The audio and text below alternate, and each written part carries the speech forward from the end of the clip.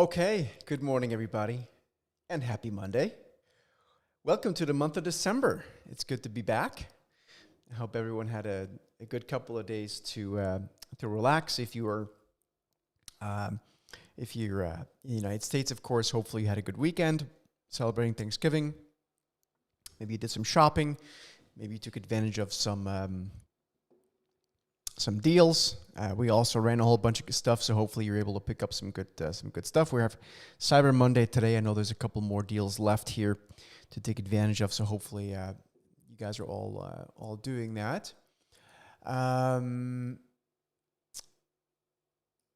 Let's see here. Want to make sure you guys can all hear me. It sounds like audio and visual is good, so thank you everyone for participating on the audio and visual. And I would say without any further ado, let's get started. If you're here for the first time, this is our Set the Market morning call. I'm Serge Berger from thesteadytrader.com, and we're going to spend the next 10 to 15 minutes going through our some of the top things on our market watch list. Again, I hope everyone had a great weekend. Hopefully you had some turkey, or wherever you are, maybe you just had a good, nice weekend, which of course is great. Again, welcome to December. I just received a picture from my family. They all get these Advent calendars. You guys know what an Advent calendar is? You know, it's the first of Advent was yesterday. And so basically what happens is you burn sort of a little candle on the Advent thing. And so every Sunday, or every day, and all the way through into the 24th of December, you open up these Advent calendars. So the children have ones with toys and chocolates. The wife has ones with cologne in it, or perfume, excuse me. So everyone's happy. It's like Christmas is every day up until the actual Christmas. So anyway, I'm just making sure we have enough time for people to log in here, but it sounds like we're good. So anyway, so let's get started. Again, good morning, everybody. Hope you're doing well. Top few things on my radar this morning. I think the most important thing that I'm seeing from an institutional perspective is really what's going on with Japanese bond yields, which we talked about last week and I believe the week before as well. Actually, I think it was the week before, and then maybe once again last week, how that movement higher in Japanese bond yields could ultimately be a bit problematic for the U.S. bonds. We'll talk about that and maybe what that means for risk. We do need to talk about Bitcoin. We do need to talk about the S&P and the NASDAQ 100. And if I could read my own writing, which I can't. That's financials. So we have to look at financial stocks. And then we'll look at some airlines, which are a bit more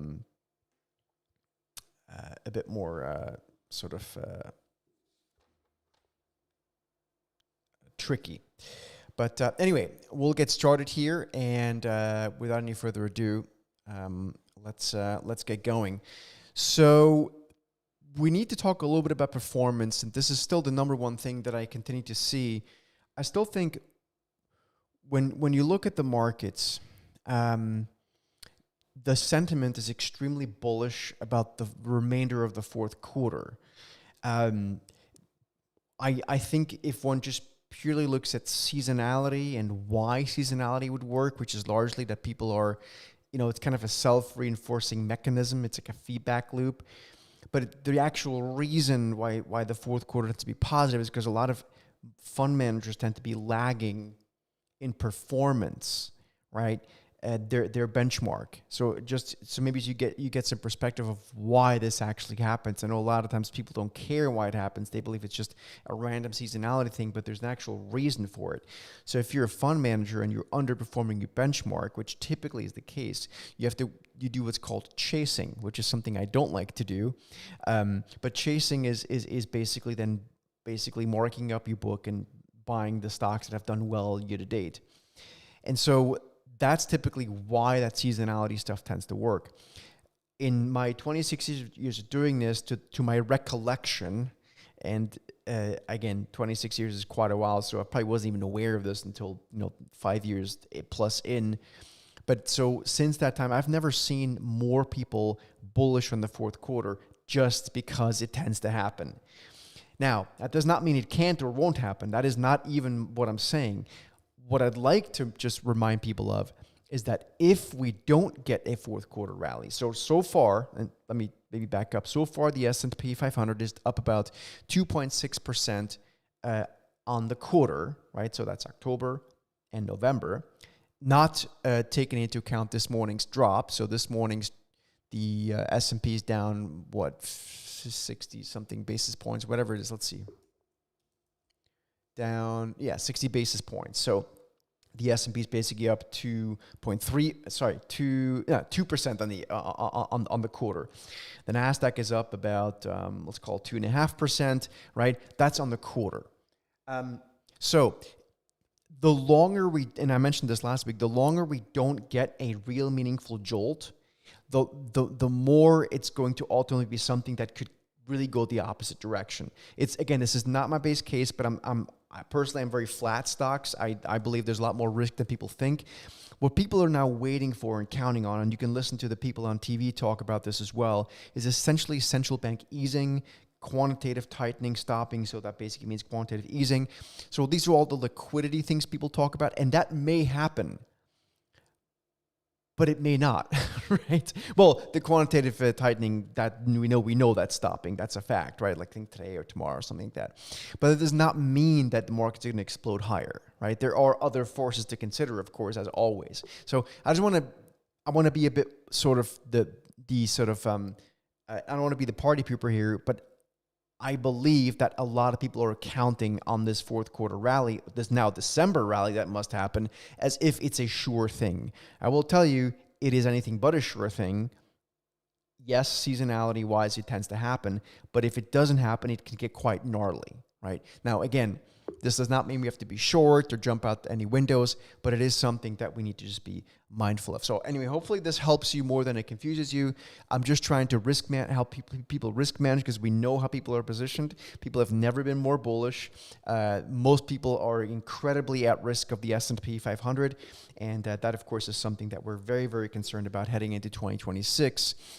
Not for the first day or even the first month of 2026, but sort of from a longer term perspective once we're in 2026 through sort of a multi-year lens probably after that. So anyway, so keep that in mind when you look at performance. Now, we want to take a quick step back and kind of look, before we look at financials, I want to just look at the S&P 500. We'll look at the SPY ETF. And we are actually at a point where we're essentially at all-time highs. I mean, I think we're within like a shade of all-time highs. And I think anything here that doesn't shock the market is going to carry it higher, because the natural algorithms are just buying as long as the trend remains intact. We held what's called the 100-period moving average. Right, I think that's there. One thing that I think people should be aware of is what's happening in gold. Right, so I'm just going to show you gold through the lens of the actual spot price, and what the metals market, and silver too is having another good day.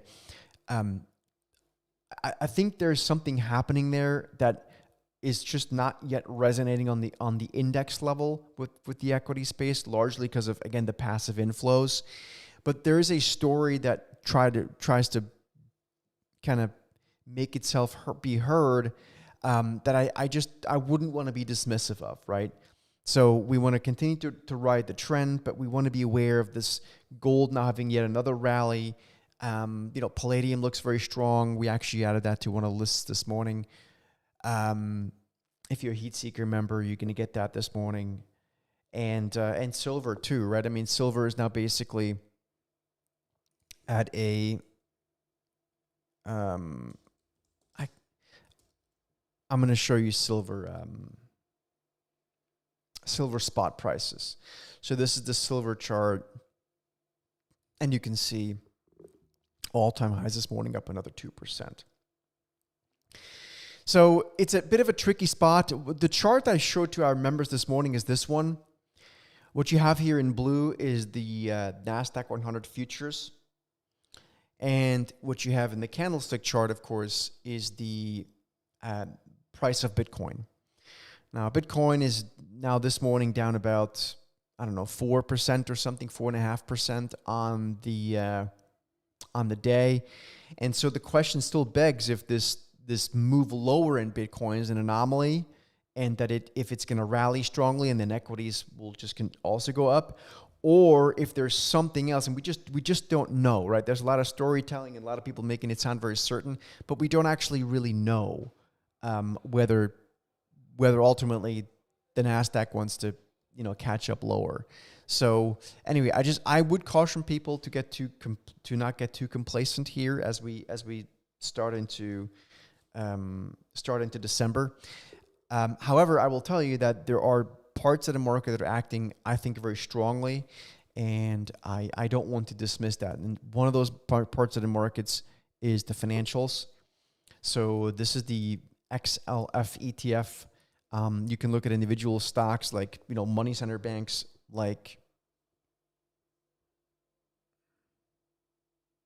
Citigroup, and you can see Citigroup here is essentially at a spot that to me is probably one that is going to give in terms of resistance, and that Citigroup would then ultimately and maybe move higher. So this is one stock that I'd like to point out to you as well. If you guys have any questions, let me know. By the way, this week we are doing our educational session on, I believe it's on Tuesday, and my colleague Christian just put the link into the chat box there. This here is our session this week on finding opportunities in the markets when things are extremely overbought or oversold. And these dynamics play out basically every day and every week. So if you want to learn how you can take advantage of market extremes, like for example, even just the other day, even just a week ago when markets got very oversold, there was a lot of oversold signals in the short term, just like we would have gotten a lot of very overbought signals when markets got very overbought. So if you're interested in learning how you can take advantage of those kinds of opportunities when markets get extremely oversold or overbought, make sure you join us in this session this week. This is just our weekly educational session. We'd love to have you guys join us there. Are there any questions you guys have to start off the week, the month of December, the last month of the year? I'm happy to address any other questions you guys might have. So please feel free to ask away here before we close today's session. Japanese yields is the one thing I talked about before, but I haven't shown you the chart of. So I'd like to quickly just show you this. So this is why this is important, right? So if you look at the Japanese yields, so this is just a yield chart. And again, we talked about this about a week or 2 weeks ago. And I talked about that yields in the 10-year Japanese yield. I think at the time they were closer to 1.75. Well, this morning they were 10 basis points higher. It's almost 1.87, almost 1.9%. And the reason why this is important is because the more these yields rise, the more they become a competition to, let's say, treasuries, right, for Japanese investors. And Japanese investors are some of the largest bond investors in the world. So, that ultimately may make it more difficult for the U.S. Treasury to place bonds, for us to be able to finance our government, budget, all that kind of stuff. So there's a feedback loop there. The equity market doesn't seem to be too scared about it, but again, those are the kind of things that I'm watching very quickly. And if the Fed cuts rates again here in December, that makes U.S. bond yields less and less attractive versus Japanese yields that are going higher. So you can have an issue where that quickly becomes a problem. But again, I'm just trying to put stuff on your radar. I'm not trying to scare anyone. I'm trying to show you kind of the way we think about this from a sort of professional portfolio management perspective. And so anyway, Steven's saying the VIX is higher. Yep. I think what you want to look at as well when you look at the VIX is the VIX term structure. That's basically the yield curve of the VIX. And you can kind of see some interesting things. There's a bit of an elevated volatility out there on the horizon that market is trying to price in. So anyway, that's it, folks. I hope you have a good start to the month of December. Thanks for joining here, and we'll see you guys all back here tomorrow. And if you're a Trade Ops member, we'll see you if you're an ETF Solo Pro member as well, we'll see you at the top of the hour. So thanks so much, and have a good start to the week.